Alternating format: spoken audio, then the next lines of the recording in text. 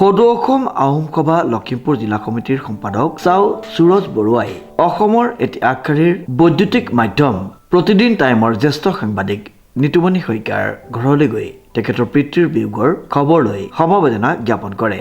উল্লেখযোগ্য যে 6 এপ্ৰিল বুধবাৰে লখিমপুৰ জিলাৰ নাৰায়ণপুৰ সোণাৰাম শইকীয়া এগৰাকী বিশিষ্ট সমাজকৰ্মীৰ লগতে স্বাস্থ্য বিভাগৰ অৱসৰপ্ৰাপ্ত কৰ্মচাৰী এগৰাকী অমায়িক ব্যক্তি আমাৰ সকলোৰে পৰিচিত অতি নম্ৰ ভদ্ৰ অমায়িক সহজ সৰল ইত্যাদি বিবিধ গুণৰে মহিয়ান তথা অতি নিয়মনিষ্ঠ প্ৰয়াত সোণাৰাম শইকীয়াদেৱৰ আকস্মিক তথা অকাল বিয়োগত সমগ্ৰ লখিমপুৰ জিলাখনত শোকৰ ছাঁ পৰা পৰিলক্ষিত হয়।